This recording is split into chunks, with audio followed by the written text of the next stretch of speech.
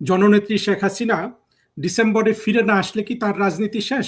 প্রশ্নটা কেন করছি, কারণ হলো যে বাংলাদেশের যারা মোটামুটি ইনফ্লুয়েন্সার, কেউ ছদ্মবেশী, কেউ স্বাধীনতা বিরোধী, কেউ স্বাধীনতার পক্ষের, সবাই এটাই বলা বলি করছে যে যদি শেখ হাসিনা না আসেন তার রাজনীতি শেষ, আওয়ামী লীগের রাজনীতি শেষ। তো এই ব্যাপারে আমার অনেকগুলো প্রশ্ন আছে। আমার প্রশ্নগুলোর উত্তর দেওয়ার জন্য শেখ ফরিদ ভাই আছেন। শেখ ফরিদ ভাই, আপনাকে শুভেচ্ছা জানাচ্ছি এবং স্বাগতম জানাচ্ছি আমার অনুষ্ঠানে। আর জাতীয় শোক দিবস উপলক্ষে আমি এর আগে একটা ভিডিও করেছি, আমার নিজের লেখা উপন্যাস থেকে পড়েছি, পরে আরেকটা করব। আমাদের এই প্রোগ্রামটা আসলে শেখ হাসিনার রাজনীতির উপর। ফরিদ ভাই, আমি যদি আপনাকে আপনার বক্তব্যের আগে আমি আপনাকে কয়েকটা প্রশ্ন করতে চাই। আমরা সবাই জানি, ব্যক্তিগতভাবে আমি জানি, আপনি হলেন আসলে আমাদের যে বর্তমানে, দুঃখিত আমি ঠান্ডায় কয়েকদিন ধরেই এইটা আমার সব সময় চলে, গলা একটু ধরে আসে, সরি, মাফ করবেন দর্শক বন্ধুরা। আপনি ফরিদ ভাই, আপনি হলেন আসলে একটা এনসাইক্লোপিডিয়া, অর্থাৎ বর্তমানে আমাদের যে, না আপনি হয়তো ভাবছেন যে আমি হাসছেন, কিন্তু বর্তমানে যে সিচুয়েশনটা বাংলাদেশে বিরাজ করছে, এইটা অনেক মানুষ বলে এটা নিয়ে, কিন্তু সঠিক কথাটা আপনার মুখ থেকে যেভাবে বের হয়, এটা আমি কিন্তু বেশিরভাগ মানুষের কণ্ঠ থেকে ওইভাবে বের হতে দেখি না। ফলে আপনি একটু সংক্ষেপে উত্তর দিবেন, কারণ আমি জানি যে আপনার প্রতিটা প্রশ্নের পেছনে অনেকগুলো আপনার কথা বলার আছে। সরি। এখনো আমার প্রশ্ন হলো যে শেখ হাসিনা আজকে মরে গেলেন, শেখ হাসিনা ডিসেম্বরে ফিরে আসলেন না, তাহলে কি, এটা আমি আরেকটা লাল বদরের একটা ভিডিও দেখে প্রশ্নটা করছি, তাহলে কি তারেক রহমান বিদ্যুতের সমস্যার সমাধান করতে পারবেন? তাহলে কি তারেক রহমান বাংলাদেশের জঙ্গি উত্থান ঠেকাতে পারবেন? তাহলে কি তারেক রহমান বাংলাদেশের আইন শৃঙ্খলা পরিস্থিতির উন্নতি করতে পারবেন? এই তিনটা প্রশ্ন আমি একটা লাল বদরের ভিডিও থেকে করলাম, যেটা ওই লাল বদর তারেক রহমানকে চ্যালেঞ্জ হিসাবে দেখিয়েছেন। আপনি কি বলেন ফরিদ ভাই? প্রথমে এই যে লাল বদর যেটা বলেছেন যে বিদ্যুতের চ্যালেঞ্জ বা অন্যান্য সমস্যা বাংলাদেশের যেগুলো জাতীয় সমস্যা হিসেবে তুলে, সেটা নিয়ে ছোট্ট করে উত্তর দিই। সেটা হলো যে তারেক রহমান এটা পারবেন না। সেটা শেখ হাসিনা জীবিত থাকলো না মারা গেল না আওয়ামী লীগ ফিরে আসলো, এটার সাথে এটার সম্পর্ক নেই। তারেক রহমান যে পারবেন না তার সুস্পষ্ট প্রমাণ আমরা পেয়ে গেছি। এটা কেবলমাত্র আওয়ামী লীগ সরকার বা জননেত্রী শেখ হাসিনা যদি ক্ষমতায় থাকতেন তাহলে সমস্যার সমাধান হতো, কারণ তিনি ক্রাইসিস ম্যানেজার হিসেবে পরিচিত। এটা আমাদের গবেষণা না, আমাদের মন্তব্য না, এটা বিদেশিরাই সবসময় বলেছেন যে বাংলাদেশের ক্রাইসিস ম্যানেজার হচ্ছেন শেখ হাসিনা, যিনি যে কোনো ক্রাইসিসকে সমাধান করে ফেলেন, ম্যানেজ করে ফেলেন, তার জন্য সেই উপাধি তারা দিয়েছে। তারেক রহমান পারবে না সেটা যেমন আমরা 2001 থেকে 2005-06 দেখেছি যে তার সেই খাম্বা ছাড়া আর কিছুই দেখি নাই আমরা। এইবার তো খাম্বাও নাই, অন্তত গতবার তো খাম্বা পাওয়া গিয়েছিল। এইবার জননেত্রী শেখ হাসিনা যে রেখে গিয়েছেন পারমাণবিক বিদ্যুৎ কেন্দ্র, সেগুলোও বন্ধ হতে চলেছে। সুতরাং আমরা বুঝতে পারতেছি তার এই 4 মাসের কার্যক্রমে, কারণ আমরা যদি সেই ইংরেজি শব্দটা, যেটা বাংলা অনুবাদ হচ্ছে যে সকালের সূর্য দেখলেই বোঝা যায় দিনটা কেমন যাবে, যদি সেই হিসেবে আমরা তুলনা করি, তাহলে 4 মাসে আমরা যা দেখলাম, এই দেশে বিনিয়োগ বন্ধ, চাকরি প্রতিদিনই হাজার হাজার মানুষের চাকরি থেকে চাকরিচ্যুতি করা হচ্ছে, মানে বেকার হয়ে যায়, চাকরি চুক্তি নয়, কারখানা বন্ধ হয়ে যায়, চাকরি চুক্তি তো আলাদা জিনিস, সরাসরি কার ফ্যাক্টরি বন্ধ হয়ে যাচ্ছে। বিশেষ করে বেসরকারি কারখানাগুলো যেভাবে বন্ধ হতে চলেছে, তাতে প্রতিদিনই হাজার হাজার মানুষের চাকরি যায়, যাদের ছুটিতে যায় আর তারা জানে আর চাকরি থাকবে না। আর যারা গার্মেন্টসের মালিক তারা নিজেরাই বলতেছে, আমরা এই 4 মাস না, শুধু বিগত এনজিওগ্রাম সরকার বলেন, আদম ব্যাপারী সরকার বলেন, বা আপনি এনজিওদের দোকানদারি বলেন, তাদের সে 18 মাস হয়, এই 4 মাসে আমরা দেখলাম যে তারা কোনোভাবে এই দেশের অর্থনৈতিক উন্নয়ন করবে তো দূরের কথা, চাকরি দেবে তো দূরের কথা, সমস্যার সমাধান করবে তো দূরের কথা, বরং যেগুলো ছিল সেগুলো তারা রাখতে পারেনি। সুতরাং তারা পারবে বলে আমার মনে হয় না, সম্ভাবনা আমি দেখতেছি না তাদের খাজিলতে।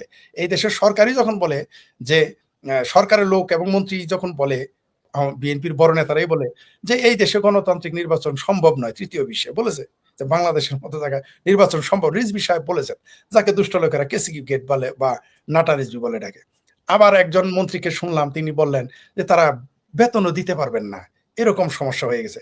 আর তাদের সমাধান একটাই আছে, তাহলে তারা শুধু বলবে যে এটা শেখ হাসিনা সরকার দায়ী, এছাড়া তাদের হাতে কোনো সমাধান নাই। আর তার সাথে আরো কিছু বলতে পারে যে এর জন্য ভারত দায়ী, এছাড়া তাদের কাছে আর কোনো সমাধান আপাতত দেখতেছি না। আর যে যাদের কথা বললেন যে সমস্ত লাল বদর, নীল বদর, হলুদ বদর বা ধলা বদর, টুপিওয়ালা বদর, টুপি সারা বদর, দাড়িওয়ালা বদর, দাড়ি সারা বদর, আমার মানে আপনার মোসালা মোজ সারা যত বদরই থাকুক, তো তারা যারা বলতেছে যে শেখ হাসিনা যদি ডিসেম্বরে না ফিরে, আওয়ামী লীগের রাজনীতি শেষ, জননেত্রী শেখ হাসিনা যদি ডিসেম্বরে না আসতে পারেন, বাংলাদেশ আওয়ামী লীগ শেষ। তো এরা তো আগেই বলে রেখেছে, শেখ হাসিনা থাকতেই তো তারা বলেছে যে আওয়ামী লীগ দাফন হয়ে গেছে, আওয়ামী লীগের কবর হয়ে গেছে, এরা তো আগেই বলে ফেলেছে। তারা নতুন করে তাদের কাছ থেকে তো আমাদের কোনো হাদিস বাণী শোনার তো দরকার নাই, তারা ওগুলো বলবেই। তারা যদি কালকে আওয়ামী লীগও ক্ষমতায় চলে আসে, আসার 1 ঘন্টা আগেও বলবে যে সব ঠিক আছে। আপনি 71 সালের ঘটনা জানেন যে তারা 16ই ডিসেম্বরে আত্মসমর্পণ করতে যাচ্ছে, কিন্তু 15 তারিখ সকালেও পত্রিকায় পাকিস্তানে এসেছে যে পাকিস্তান বাহিনী জয়ী হতে যাচ্ছে। তো এটা তাদের পুরনো স্বভাবটা, তারা বলবে। জননেত্রী শেখ হাসিনা এরা এতদিন বলেছে আওয়ামী লীগ কোনোদিন আসতেই পারবে না, এই দেশের জনগণ তাকে পছন্দ করে না, এই দেশে আওয়ামী লীগ ফ্যাসিস্ট, এই দেশের জনগণ তাকে মানবে না। তারপর বললো তারা ভারত থেকে ধরে এনে ভাসিয়ে দিবে। এখন তো তারা উল্টা, এখন শেখ হাসিনা যখন বললেন যে আমি আসতেছি, তখন তো তারা উল্টা সুর ধরলো। তারা বলে আসবে কেন ফ্যাসিস্ট, হঠাৎ করে সুর পাল্টে ফেলো, কারণ তারা জানে যে শেখ হাসিনা ফ্যাসিস্ট নয়। এখন যখন দেখলো যে শেখ হাসিনা চলে আসতেছেন, ঘোষণা দিয়ে ফেলেছেন, মানুষও বাংলাদেশের মানুষও প্রস্তুতি নিচ্ছে, তখন একটা প্রপাগান্ডা তারা চালানো শুরু করলো। সেটা আওয়ামী লীগের ভেতরে ছদ্মবেশী হোক, আর লাল বদরই হোক, আর যারাই হোক, অনেকেই বলা শুরু করেছে যে, অনেকেই না, কেউ কেউ বলা শুরু করেছে যে যদি শেখ হাসিনা না ফিরে তাহলে তার ভবিষ্যৎ শেষ। আমি তো তা মনে করি না। 1975 আমি সালে, আপনাকে আরো দুই একটা প্রশ্ন এখানে যুক্ত করি। জি আপনি নিশ্চয়ই খেয়াল করেছেন, আমি নামও বলতে পারি কারণ এদের সবাইকে আমরা এখন ভালোবাসি। সেটা হলো ধরেন আনিস আলমগীর, উনি একজন বিখ্যাত সাংবাদিক। উনি কিন্তু আপনার 24 আগস্টের পর উনি ফেসবুকে পোস্ট দিয়েছিলেন যে শেখ হাসিনা আসবে না, আপনার রাজনীতি শেষ। এখন কিন্তু দেখবেন উনি বিভিন্ন বক্তৃতা বিবৃতিতে বলে যে শেখ হাসিনা আসবে, বাংলাদেশের নেতা হয়ে আসবে, ওনার রাজনীতি শেষ হয় নাই। এটা আনিস আলমগীর উদাহরণটা কেন দিলাম, উনি অত্যন্ত পরিচিত বলে উদাহরণটা দিলাম। আবার ধরেন আরেক ব্যক্তি আছে, আমার খুব প্রিয়, ওনার ইউটিউবের ভিডিওগুলো আমি পছন্দ করি, গোলাম মাওলা রনি।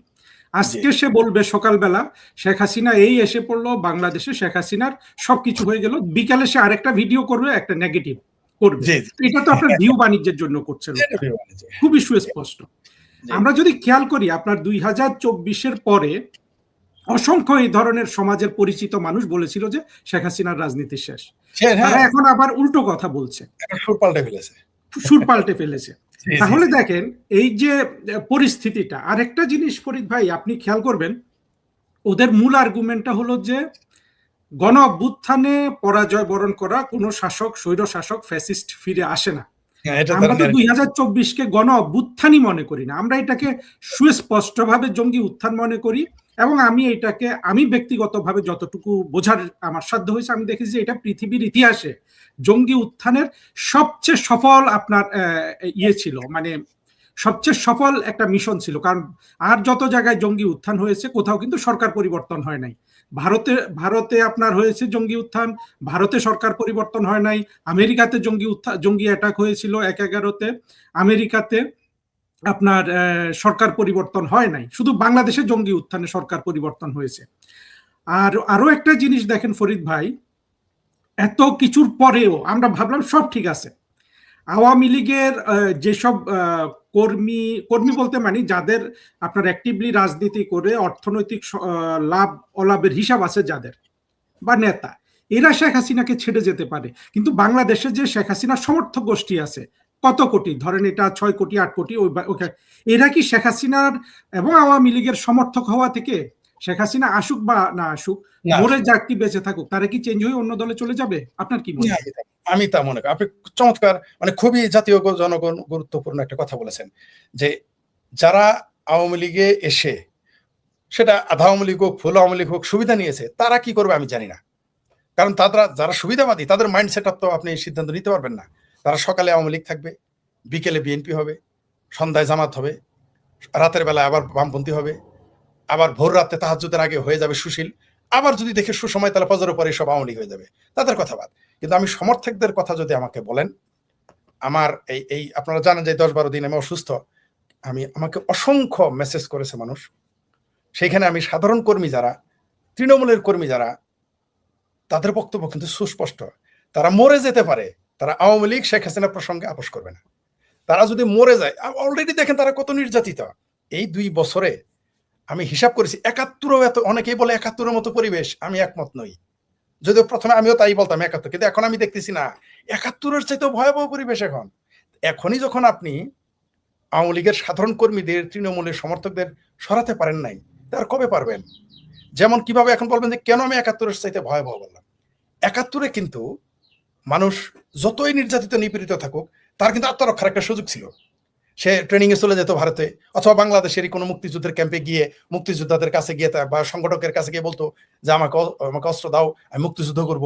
তারা প্রতিরোধ করতে পারতো, রাতে পালিয়ে থাকতে পারতো।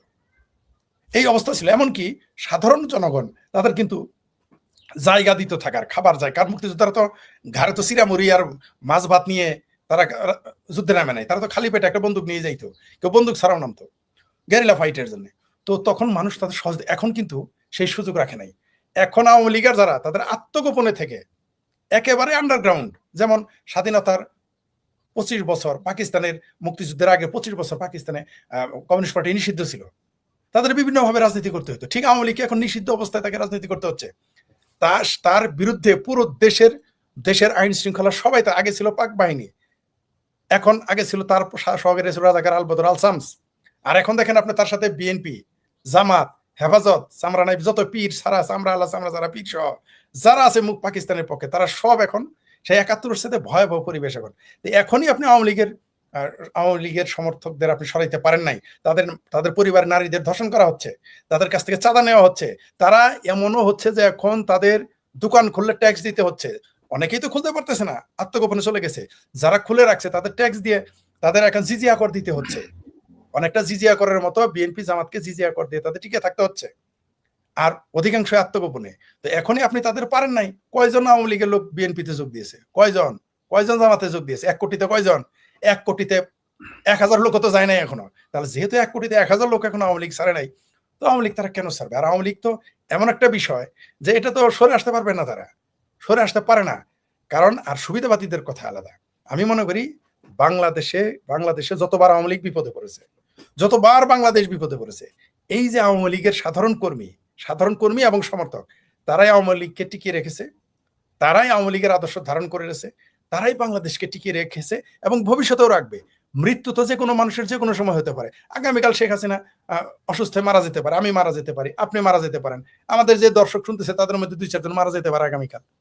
তো মানুষের মৃত্যু তো যে কোনো সময় হতে পারে। মারা গেলেই কি আপনি মনে করেন যে রাজনীতি শেষ হয়ে যাবে? 1975 সালের 15ই আগস্টে বঙ্গবন্ধুকে হত্যা করার পরে তো মনে করেছিল বাংলাদেশ আওয়ামী লীগ ভ্যানিশ হয়ে গেছে, কিন্তু তা তো হয় নাই। বরং এখন বাংলাদেশ আওয়ামী লীগ যে কত শক্তিশালী হয়েছে আপনি কল্পনাও করতে পারবেন না। আমি তো সাধারণ মানুষের সাথে কথা বলি, এই মুহূর্তে বাংলাদেশ যে কোনো সময়ের চেয়ে বাংলাদেশে আওয়ামী লীগ সবচেয়ে শক্তিশালী সংগঠন। শুধুমাত্র সেনাবাহিনী মাঠের থেকে উঠে গেলে এই নিষেধাজ্ঞা এগুলো কিচ্ছুই কেয়ার করবে না। এই যে নিষেধাজ্ঞা দিয়েছেন, অনেকে আমাকে বলে, ফরিদ সাহেব নিষেধাজ্ঞা তুলে নেওয়ার জন্য আপনি কথা বলেন না কেন? অনেকে বলে এইভাবে। আমি বলেছি আমি তো এই নিষেধাজ্ঞা মানিই না, তো আমি তুলে নেওয়ার কথা কি বলবো? ফরিদ ভাই, আমার আরো 2টা কথা মনে আসছে। আপনার নিষেধাজ্ঞার আগে আপনি ওই জায়গাটায় যে ছিলেন, যে 71-এ আমরা এত বিপদে ছিলাম না। আসলে এটা দেখেন কেন ছিলাম না। 71-এ কিন্তু বাংলাদেশের স্বাধীনতা বিরোধী যারা, তাদের কিন্তু সমাজে কোনো প্রভাব ছিল না। তারা মুক্তিযুদ্ধ বিরোধী হয়েছে, এদের সবাইকে একা কাদের সিদ্দিকী কিন্তু মেরে ফেলতে পারতো। মানে তারই সক্ষমতা ছিল যে সে সময় মেরে ফেলা, কিন্তু সেটা আমরা করিনি। এখন তাদের সমাজে অনেক প্রভাব প্রতিপত্তি বেড়ে গেছে। আমার মনে হয় আপনি যে বলেছেন যে 71-এর চেয়ে সময়টা খারাপ, এই কারণেও কিন্তু এখন সময়টা অনেক বেশি খারাপ। আর আর আপনি যেটা বললেন, আপনি লাস্টে যে কথাটা বললেন ওইখানে আমার একটা মন্তব্য আছে। আপনি কোন কথাটা দিয়ে যেন শেষ করছিলেন? যে বাংলাদেশের মুক্তিযুদ্ধের পক্ষে যারা, তারা একজনও তো আওয়ামী লীগের বাইরে চলে যায় না, অন্য দলে যোগ দেয় নাই। না, যায়নি। আর একটা জিনিস দেখেন, আওয়ামী লীগের এখন যে আমাদের যদি আমরা গত 15-20 বছরের বাংলাদেশের রাজনীতিটা দেখি, সেখানে আমরা দেখব যে আপনার রাজনীতি বলেন বা দেশের উন্নয়ন বলেন, কোনো কাজে কিন্তু এই দলগুলোর কোনো ভূমিকা নাই। বিশেষ করে বিএনপি যখন ক্ষমতায় আসার পরে গত 6 মাসে আমরা কিন্তু একটা সিদ্ধান্ত তাদের নিতে দেখলাম না আপনার দেশের পক্ষে ভালো হবে এমন কিছু। আর সবচেয়ে বড় কথা আমি বলি, তারেক রহমান সাহেব তো তিনি কিভাবে বসবেন একটা সভা সমিতিতে, এটাই ঠিক করতে পারেন নাই। তাহলে এই ধরনের একটা প্রধানমন্ত্রী কিভাবে তিনি বাংলাদেশটা চালাবেন? আপনার কি মনে হয়? তিনি তো, আমি তো তাকে শুরুতেই বলেছিলাম, তিনি যেদিন প্রধানমন্ত্রী হবেন তার আগেই বলেছি এটা তো মুসলেখা প্রধানমন্ত্রী, তিনি তো প্রধানমন্ত্রী নন, তাই তার বসা না বসার আলোচনা বৃথা। কারণ একজন মানুষের বডি ল্যাঙ্গুয়েজ দেখেন, এই যে আমি অসুস্থ থেকে আজকে সবে আমাকে ডাক্তার বললো যে আপনি আজকে থেকে স্বাভাবিক জীবনযাপন করেন, তবে সতর্ক থাকবেন, রেস্ট নেবেন। আপনি দেখেন তো আমার চেহারায় যে কনফিডেন্ট, তারেক রহমানের চেহারায় সে কনফিডেন্ট দেখেন, একটা সুস্থ না মানুষ। দেখি না। তার বডি ল্যাঙ্গুয়েজ, যারা সাইকোলজি বুঝে, যারা বডি ল্যাঙ্গুয়েজ বুঝে, একজন লোক তারেক রহমানের পক্ষে বলতে পারবে না। যারা বডি ল্যাঙ্গুয়েজ সম্পর্কে ন্যূনতম ধারণা রাখে, তারা তারেক রহমানের কথাবার্তা আচরণে বুঝতে পারবে তিনি সন্ত্রস্ত, ভীত। তিনি কোথায়, তা মনে হচ্ছে যে কোথায় যেন তার কোনো কিছু তার বন্ধক দেওয়া আছে। তো এই মুসলেখা প্রধানমন্ত্রী, তারপরেও দেখেন 17 বছর একটা মানুষ ব্রিটেনের মতো একটা সভ্য দেশে থেকে এখনো রাজনৈতিক বয়ান তিনি দিতে শিখলেন না। তিনি কি বলেন নিজেই জানেন না। তিনি প্রধানমন্ত্রী না সালাউদ্দিন সাহেব প্রধানমন্ত্রী, না জামাতের আমির প্রধানমন্ত্রী, না আমার ভাবির পোলারা প্রধানমন্ত্রী, বোঝা বড় মুশকিল।